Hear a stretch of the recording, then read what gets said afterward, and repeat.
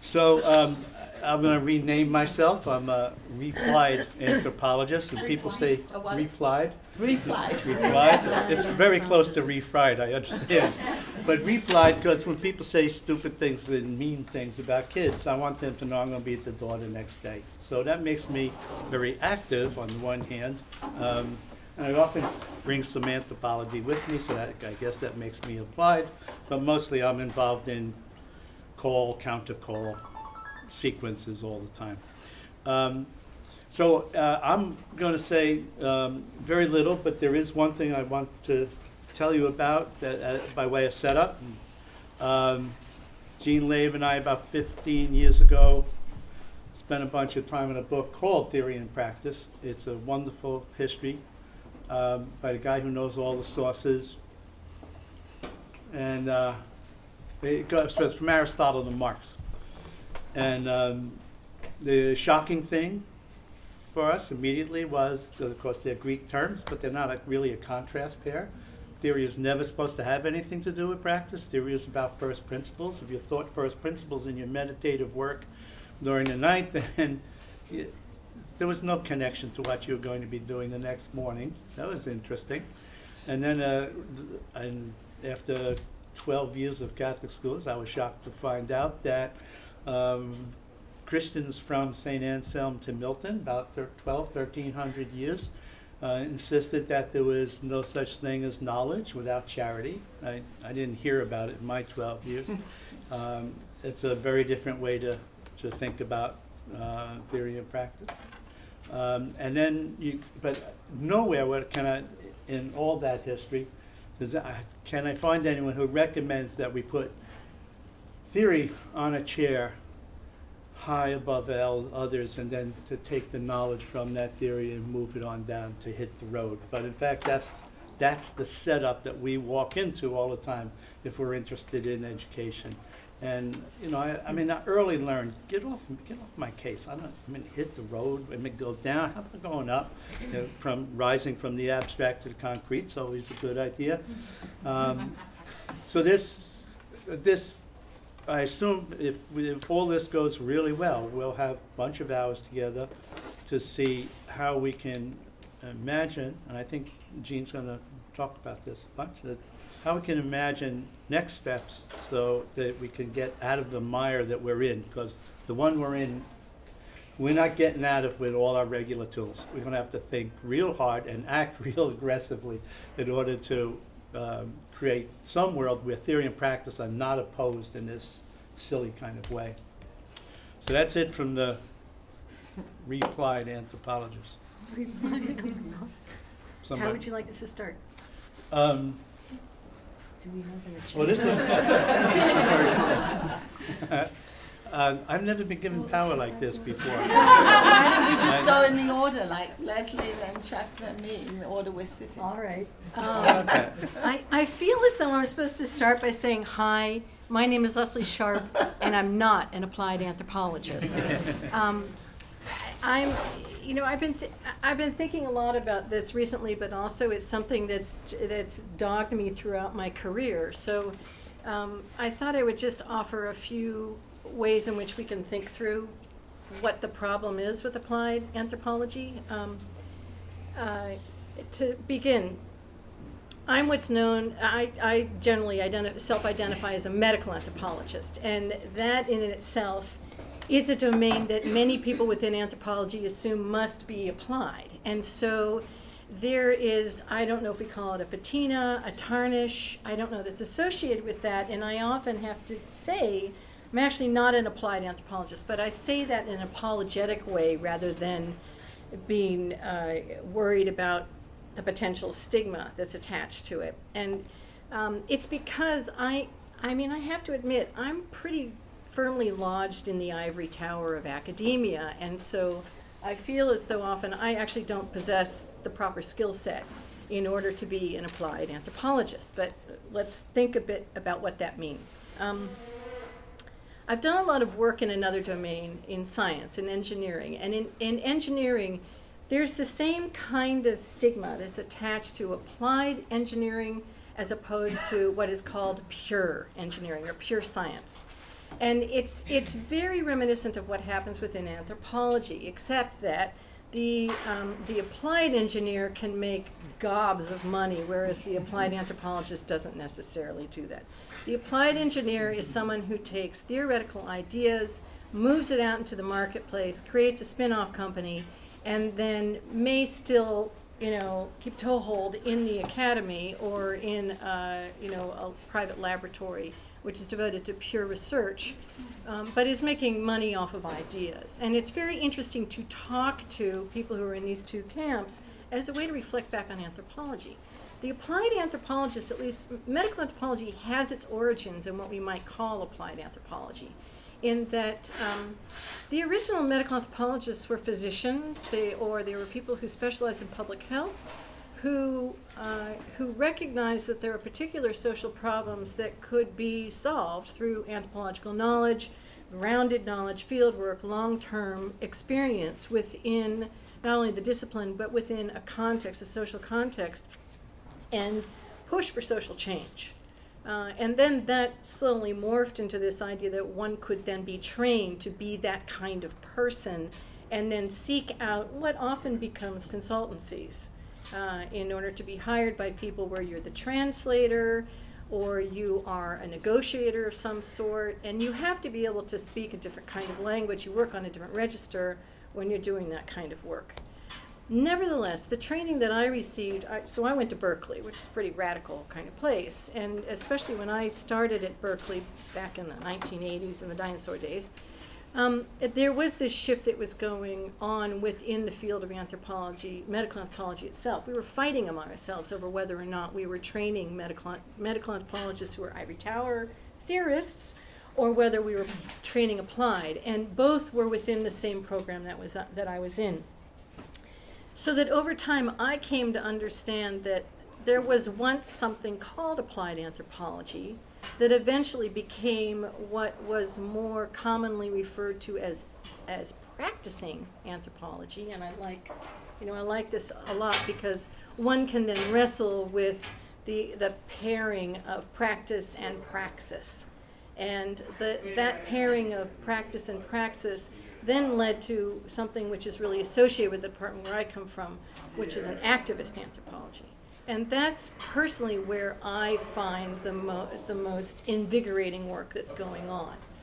All right, so that's kind of my first point is about the engineers and drawing some kind of conclusion there. The second is this: it's like why do we still hold on to applied in some domains, as opposed to maybe a more vigorous language that describes the possibilities of what we can do, and I'm actually more comfortable with the idea of the activist anthropologist. Doesn't mean necessarily you want your calling card to say that.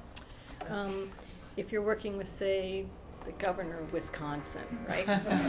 Maybe not him. Right. Okay, and then my final point that I'll make, and then I'll pass to others here on the panel, is that I've always found it very strange that in anthropology, in all other areas of specialization, you might have a label that says where your area of expertise lies. So you might do legal, you might do environmental, you might do archaeology, you might do medical, as opposed to just being a plain old sociocultural anthropologist, I suppose. So you're proclaiming some kind of specialized domain that carries with it a toolkit which might be methodologically specialized and theoretically is absolutely specialized. So it's not just what one would do in sociocultural anthropology. Applied anthropology is a little different in that way, I think. And maybe that's something we could talk about. It's like, why is it that if we still cling to the label of applied anthropology, although I would say we should get rid of it, why is it that we have to say, I practice out in the real world? Why is that a necessity? Why can't I just be brought in as a medical anthropologist with a set of skills and knowledge that can sort of shake up what people are doing every once in a while, if I'm lucky enough for people to actually want to listen to me? So and with that, I'll end it there and see what others have to say. My talk can be labeled Confessions of an Applied Anthropologist, because I am an applied anthropologist. When I was an undergraduate, I had two main professors, Douglas Herring and Bill Mangan, they were both identified with two of the largest and best known applied anthropological projects in history. Herring was with Ruth Benedict in Washington at the War Department in a subcommittee that was planning the future of post-war Japan. And the issue, what they were laying out was that the American government knew nothing about Japan. Herring was born in Japan, had done field work in Japan, was fluent in Japanese. They needed him. That was an unusual project because the federal government actually followed the advice that the anthropologists gave. This, in my experience over the last 50 years, doesn't always happen. And the key point there was that they advised that Truman shouldn't let MacArthur put the emperor on trial and murder him, because emperor was a god, and you don't go around killing gods. And it would be much more effective if you got the emperor to embrace the surrender and bring the people with him, instead of leading to an ongoing effort to restore his honor. And that's what happened. MacArthur didn't get his chance to do what he wanted to do. And the post-war history of Japan is a very remarkable one, but it's Benedict published this in her classic book, The Chrysanthemum and the Sword, which is one of the few ethnographic books written by a person who'd never been in the place that was being talked about. A junior influence was Bill Mangan, who was a Cornell graduate and who was involved in the VCOS project.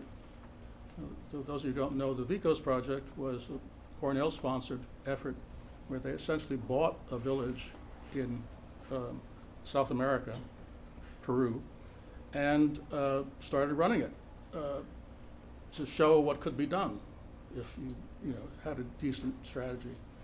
And so there's an example of a heavily action-oriented anthropology. But at this time, I was planning on becoming a clergyman, but the mental health research unit at Syracuse, where I was at the university, had an enormous grant to study all of the agencies in the communities that had sent people to mental hospitals or had been contacted by people before they wound up in the mental hospital. And they got the money, and one of the agents that was a primary gatekeeper for people who were disturbed was clergymen. And being atheists from Saskatchewan, the psychiatrists and sociologists planning the study had no idea who they would get on their staff who could possibly establish rapport with clergymen. And they had accidentally had dinner with my mentor, Bill Mangan, who said, "I think I have an idea for you." And the next 5 years I was supported, 6 years really, one way or another, supported by the Mental Health Research Unit of the New York State Department of Mental Hygiene. So I was really doing applied research, practical implications, and quite comfortable with it. And I continued to basically made a decision after studying clergymen that I didn't want to be one, and took the other option, and that is became an anthropologist.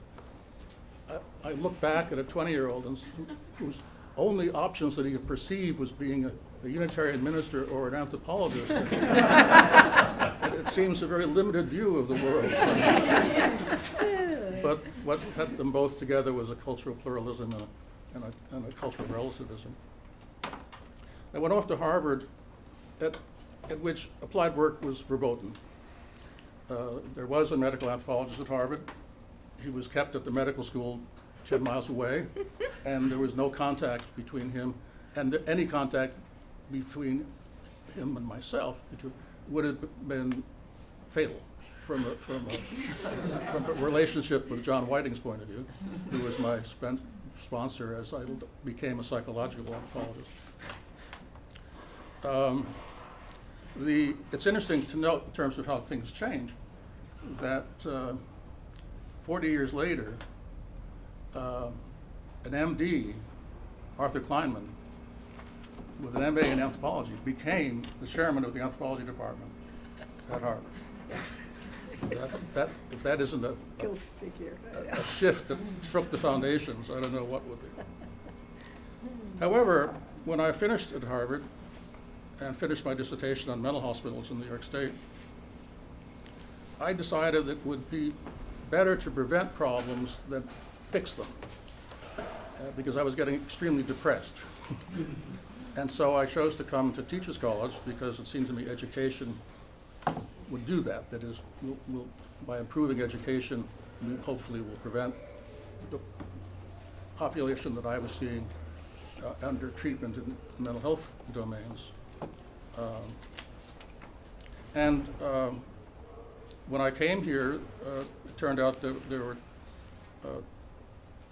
same time that I was hired, Bill Dalton was hired, and he worked in Libya, and he had a specialization in Libya. But he was a social anthropologist, but his concern was the application of anthropology to community development and economic development.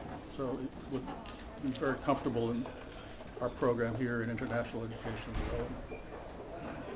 And Lambros Komitas was here, and he had worked as a Peace Corps trainer, but he had also was just coming off of a large project in Bolivia, which was looking at socio-medical stuff. And so we decided that since, here comes the confession, since none of us had ever worked in schools, we decided that we would create a new program, applied anthropology, which would free us to do what we were doing, and we could take care of the schooling as we learned about it. And that proposal for applied anthropology hit the streets, as it were, and you'll hear more about this later, just after the rebellion and campus takeovers of the spring of 1968. So that when administrators or anthropologists were asked at that point, what are you doing that's relevant? You pointed to the applied anthropology proposal, which was a joint program between Columbia, TSAS, and Teachers College, and that answered the question. And from the Columbia side, of course, Conrad Arensberg and Marvin Harris. That may surprise you, but Marvin Harris was the two faculty who were most formally affiliated with the program. Marvin kept his applied work rather secret, but I did run into him at a time when I was doing business consulting and he was doing business consulting. He was very embarrassed that would come out. I'm embarrassed now. I didn't know. That's what's on the reading embarrassment. I became, in my activist format, I joined the Institute for Urban and Minority Education, wound up directing it later on, in which we did a lot of programs in bilingual education. And I had worked in a school in Harlem for 2 years, and I was literally listed on the organization chart of the school as the school anthropologist. Marietta wrote me a member of that. And so working to try to make things run better. That's when I discovered that there was a wall over board education or the bureaucracy that kept almost anything from being implemented that we have been talking about. The principal and I used to have to meet in the janitor's office to meet secretly if we wanted to talk to other people. The janitor's office, by the way, was three times the size of the principal's office. And no one can run a school without the support of the janitor. So I learned about power and hidden power, did a book on political socialization. And then in terms of the biggest project we did, I directed a project to create a bilingual multicultural curriculum for Head Start on a national basis. And then I moved on to my last work, which was a study of people who transcend social expectations, and I became much more involved in that issue rather than, I always had a problem with Saul Kimball's, not Saul Kimball, but George Spindler's notion of culture and socialization as culture reproduction, because it didn't give any opportunity for change. It was a static system. And I came to follow Anthony Wallace with his talking about what you needed in order for an organization to function was a kind of division of labor in which not everyone had to be the same, but they had to be dependent on each other. Shades of Durkheim.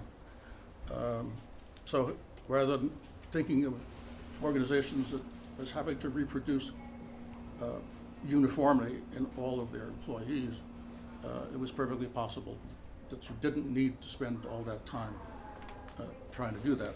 And my consulting work with General Motors was, they were wedded to the model that common experience was necessary for anyone to do their job, and new hires were put through educational programs that were all the same, didn't matter what they were. And it really, as one plumber said to me, I became a plumber so I wouldn't touch electricity, and I'm not going to, and electricians would say the same thing about plumbers. The white-collar types who were trying to organize this didn't understand that these trades had their own belief systems and peculiarities. I want to close with two general issues which have always haunted us. When I was working for the New York State Department of Hygiene, I was firmly convinced in my do-gooder days that I was working to make the system better for the patients. There's another perspective, a political perspective, which says that I was helping the state monitor and restrict behaviors of its citizens. And you see that, and that accusation has been often laid against Russia, but it's no less true of our own. So that the ethical quandary there, and as Arensberg always said, was that ultimately ethical issues are individual issues and value system issues. And so the fact that you're doing something with one goal doesn't necessarily mean that people who have another goal are using your stuff for their goal. And that's the old problem of you don't really control the information that you deliver. Robert Oppenheimer learned that in World War II with the nuclear bomb, in which the creators of the bomb thought that they should control how it was being used, and that wasn't what the government had in mind. The other distinction I would make, which Lesley was alluding to, was, in my words, the difference between action research, in which you actually get in and get your hands dirty and go out and work with the people who are doing the job. Because was an example of that. The work that I did in the school was an example of that. General Motors was an example of that. And then there's another category of policy relevant research, which, we do the research and we put in our conclusion, like in my Pathmakers book, the implications of these findings for educators and teachers. And you assume that the world will come and read that and change itself. One of the reasons that I left, that became an anthropologist as opposed to my earlier goal, was that I thought that I could have more of an impact doing research, which would have an impact on a wider audience than simply having one congregation. But those distinctions between acting, practicing, and real research which has policy relevance is an important one.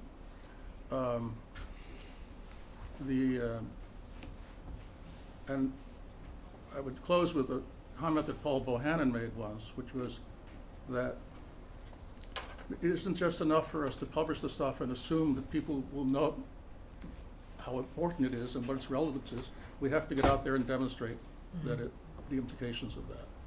And that's what Yumi was sort of based on. It was We had a research component, and the idea was that we would have a service component which would be informed by the research component. And anything we did on implementation should be based on a research base. Easier said than done. Well, I think, I would end with the same sentence, right? Like, I always think that what we do has to be somehow public. It has to be somehow transformative. And I think, we all get to it from different channels. But I think that's kind of why many of us came into the field. And my name's Ida Susser, and I teach at the City University, and I have my PhD from Columbia, but I started out at Chicago, so I knew Herve both at Chicago and then at Columbia. And so I think, just to mention this, that when I was at the University of Chicago in the beginning, I started, just because my biography actually sort of shows you the conflicts in the field. So I did my BA at Barnard, and Joan Vincent was my advisor, and I didn't know to think that anything was applied. I thought everything you wanted to do was fine. It was all about changing the world, and I was here in '68 as an undergraduate, so I was changing the world, and this program was basically set up, the one here at TC is a product of those demands for relevance and activism and engagement, and the words that we used to use. I think we used to say relevance, transformation. Anyway, the point is that, and then I went to Chicago, where I found, to my feeling at that time, early '70s, was incredibly abstract, and you weren't allowed, or wasn't encouraged, you weren't inspired to do that kind of work. So I was in shock, because nobody had ever told me here, when I was at Columbia, that there was this other kind of world where these things were like not to be done, and that you were supposed to be up there thinking theoretically, and the theory, as Ray said, never put its feet on the ground. I didn't know that that was anthropology. Nobody gave me that reading. So that was how ignorant I was. So then I came back to Columbia. How ignorant they were. Yes. Well, it's both ways. We were, although Marvin Harris would get up at the AAA and argue with, I don't remember, David Schneider, they might have known who each other was. But when they trained their students, there was no overlap. When you were at Chicago, don't you start talking about the nitty-gritty. And when you're here at Columbia, don't you go off in the airy-fairy, nonsense. Let's hear what's happening on the ground. That's how it was in those days, and only the big men got up and had these sword fights. Or sometimes, like, it was Judy Shapiro. It was swords? Yeah, wasn't it? I mean, isn't that what Murphy and Marvin used to... It speaks symbolically. Yeah, and they thought of it that way. Anyway, so that's how it was. So I decided I was more comfortable back here, and I reapplied back to Columbia. And I did my PhD here, and Joan Vincent became my graduate advisor. And actually, being just kind of young, and I was focused on changing the world. I wasn't really focused on what anthropology was. But anthropology seemed to offer me a channel. And I found that I didn't even really make a difference between, in those days, you all three departments, Barnard, Columbia over there, and TC over here, were all together in the running of the main graduate doctoral program. It wasn't divided. They were all voting together. They fought, but they fought across, So on my committee was Joan Vincent and George Bond, who was here, and other people. But I mean, the point was, it was also, I had somebody from social work, was Richard Cloward, who was very famous for social. He was the one that, with Francis Fox Piven, organized the mobilization for youth in Washington. So anyway, it was like, I was only wanting to change the world and very young and thinking it was possible. And I didn't think that TC was any different than we didn't grow up in that program, in that doctoral program with Marvin Harris and all those people. We were not taught that there was this second program that was applied, and it wasn't to be thought. We were just all together, and all the students were all together. And I wasn't even sure who was which, I can tell you now. But at the time, as students, we didn't operate the way it is today, when there are little silos. It wasn't like that. So there wasn't that feeling. And I did my fieldwork. The reason I could say that when I came out and had my book, I was siloed, very much siloed. And nobody ever told me this, so I didn't listen. No, nobody really told me and didn't want to stop me. They were very letting you do what you wanted. And my first book was a study of New York City, and it's called Norman Street, and it was about the working class response to the fiscal crisis, and it talks about the politics of the fiscal crisis, and it talks about the race relations in New York City, and it talks about the gender relations and the protest movements of the late 1970s against the austerity, as we would call it today. And that is the beginning of neoliberalism. So it was like looking at a crisis. I picked a crisis because I had happened to be trained by Joan, who made me read Schism and Continuity. You know, Victor Turner, you've got to look at crises. They show you polarization. And the fiscal crisis was there. I never thought of myself as anything but a social anthropologist.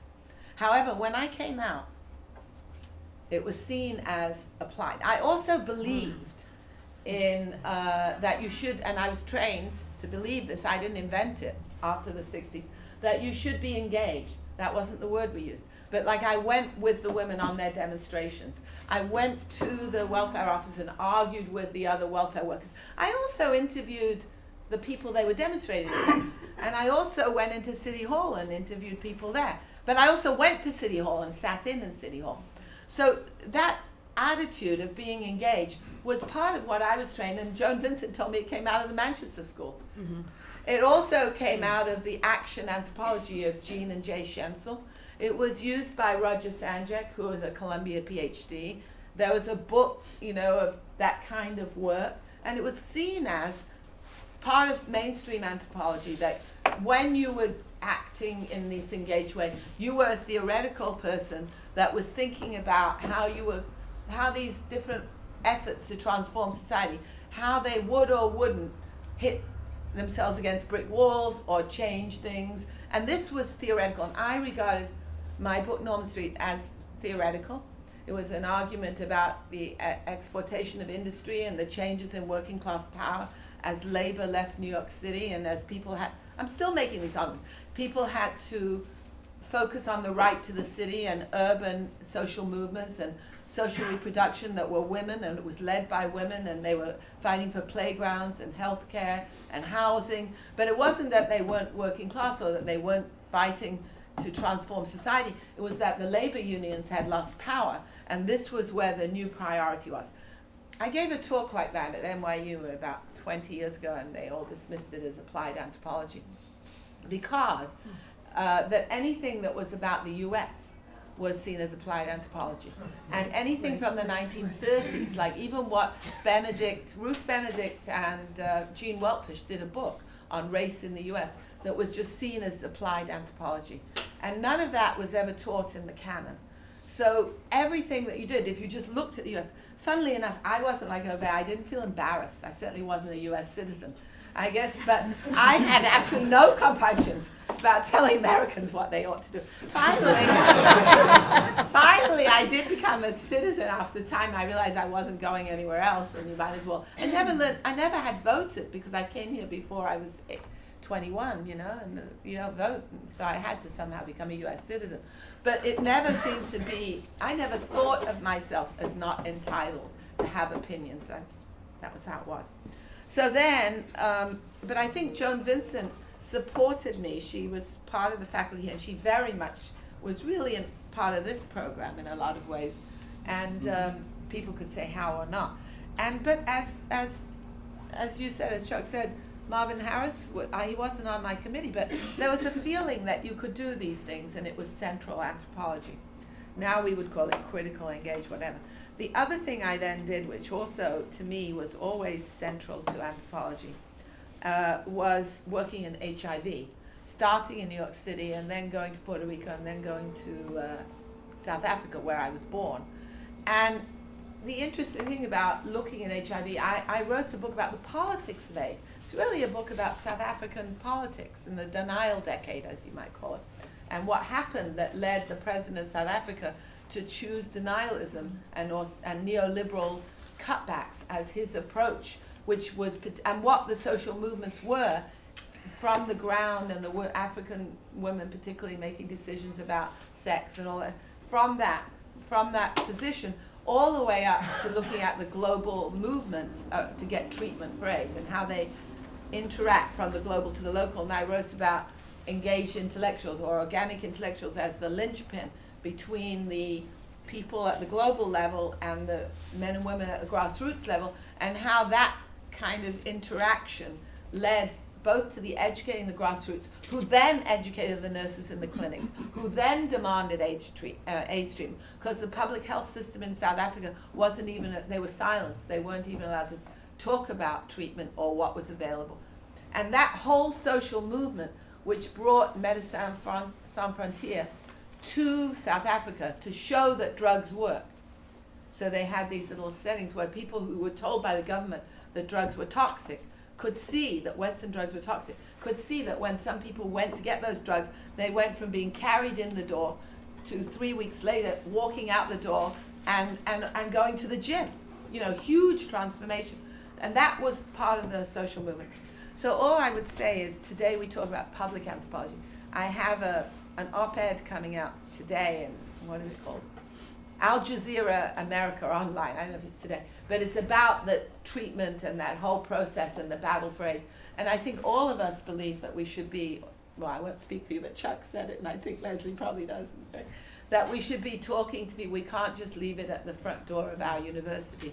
That we are as responsible as scientists or engineers or anyone else to translate, but not to translate for our employers, to translate our theoretical and developed approach to what is to be done. And that's what, not that there's anything wrong with translating for employees, but that's, the issue should be much broader, and nowadays we call it critical anthropology, engaged anthropology, and public anthropology. And I think if we want to call it applied, fine.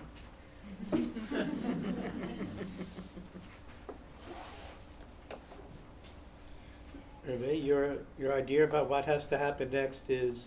Well, there would have been 5 minutes, so I think we're more or less on time.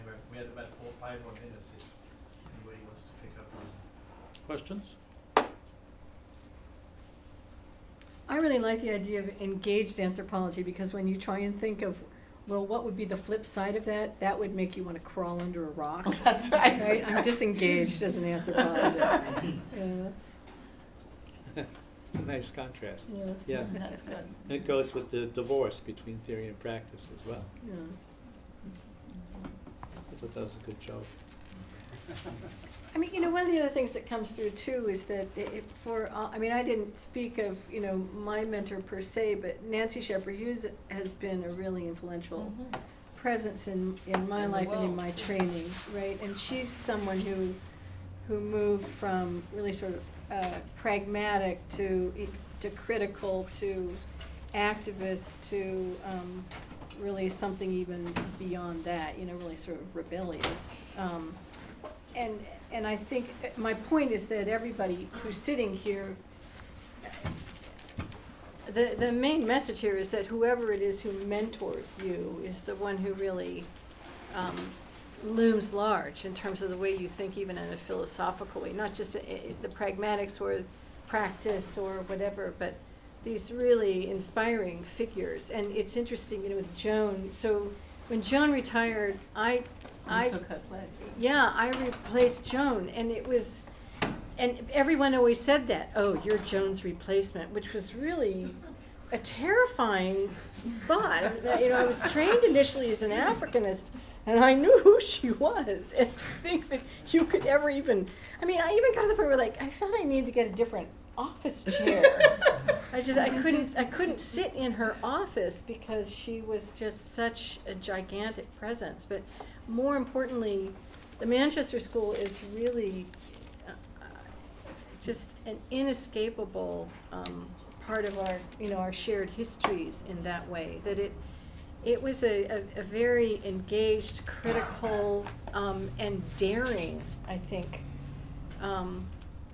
school of thought and practice in anthropology that gets poo-pooed by a lot of people, a lot of our contemporaries who think that, well, that's old school and it was colonialist, but if you delve into that literature, you realize very quickly that that's a false representation. And even Elizabeth Colson has always been very important for me. She was one of the first professors I had in graduate school. She's long retired, and I still hear from her, and she's almost 100 years old at this point. But she took over from Gluckman when Gluckman wasn't running, the Rose Livingston Institute in Central Africa. So I think a lot of it has to do with our pedigrees. I guess that's the best way to put it. I think Colson in her 90s was still sitting on boards and making decisions about children in America. She is a phenomenal woman.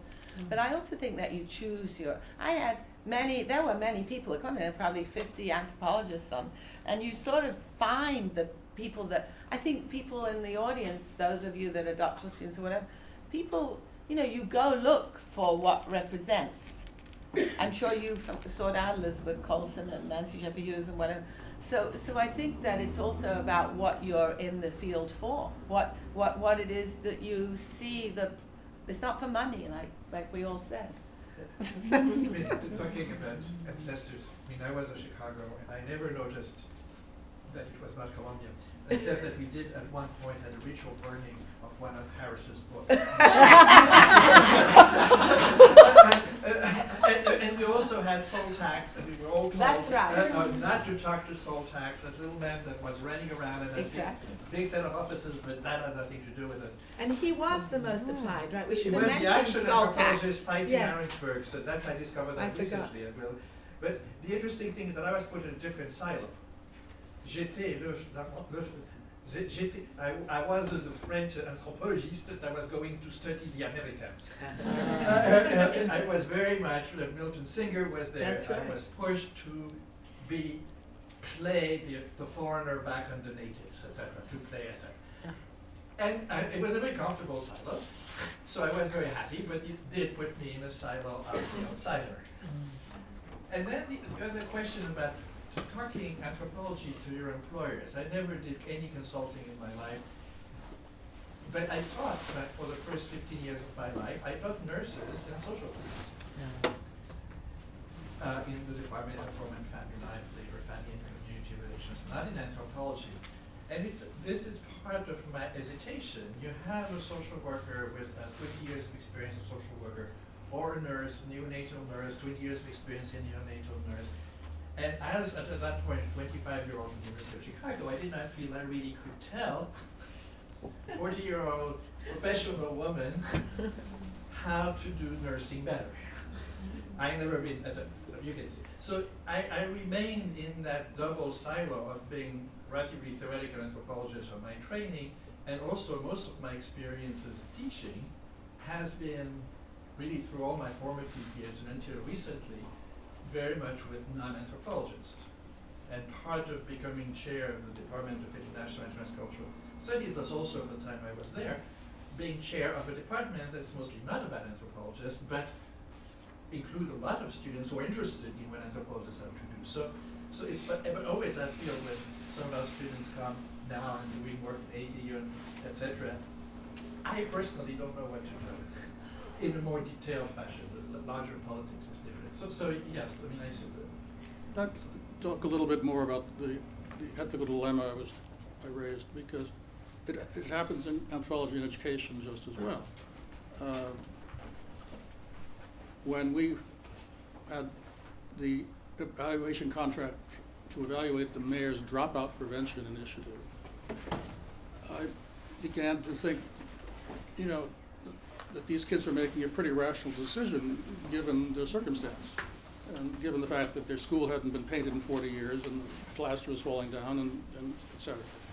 And a lot of things were communicating to these kids that they were worthless. And to keep them in that system in the name of preventing dropouts was questionable.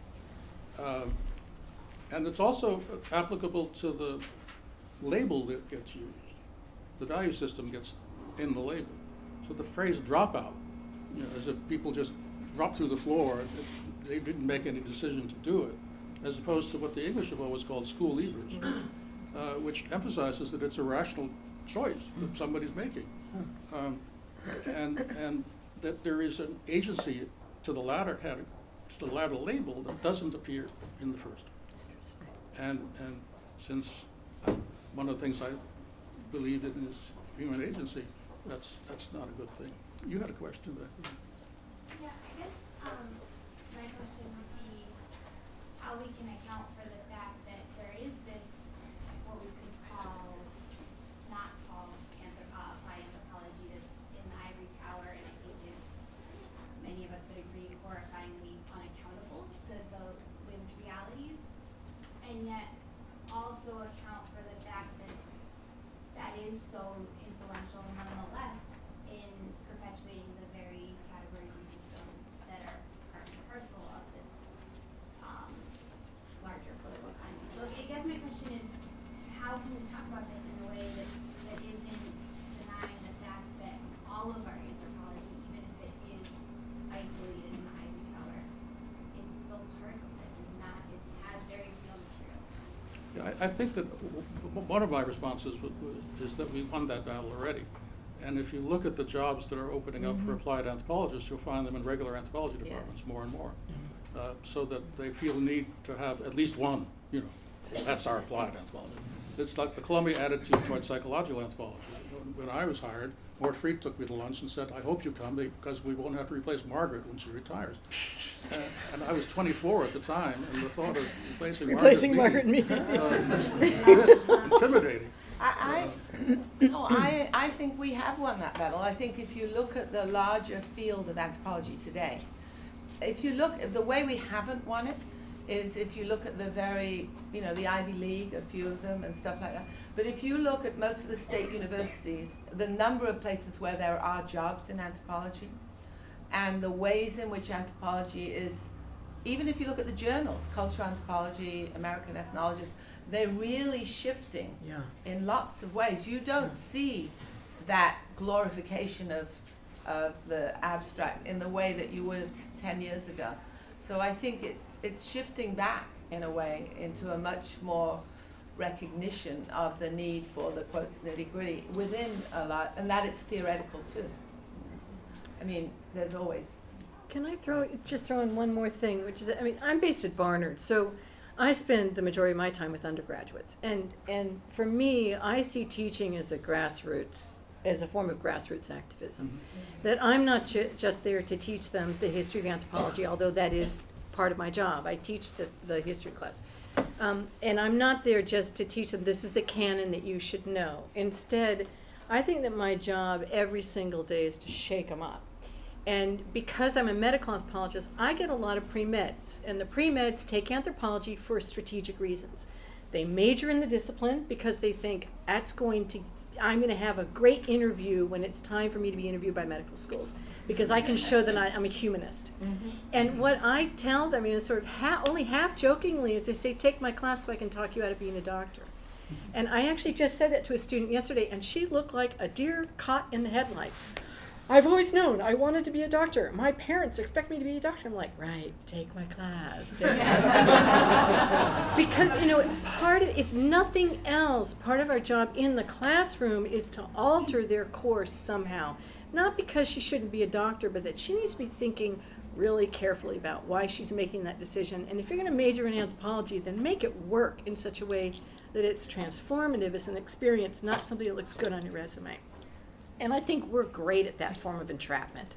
And whatever you want to call it, what kind of anthropology that is, I don't know. But that's essential to what we do.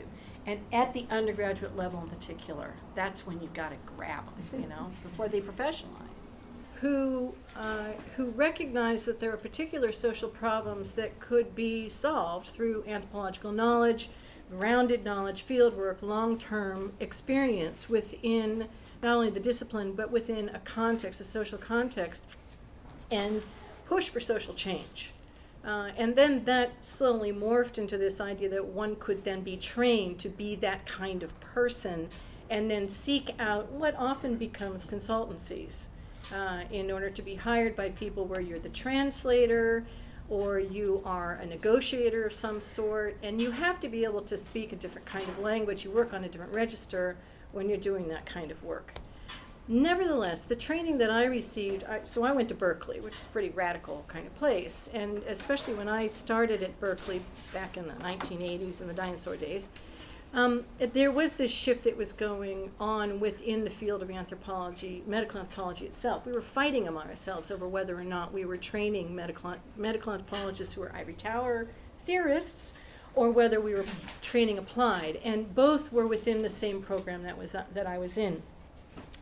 So that over time, I came to understand that there was once something called applied anthropology that eventually became what was more commonly referred to as practicing anthropology, and I like to it. And it's because I have to admit, I'm pretty firmly lodged in the ivory tower of academia, and so I feel as though often I actually don't possess the proper skill set in order to be an applied anthropologist. But let's think a bit about what that means.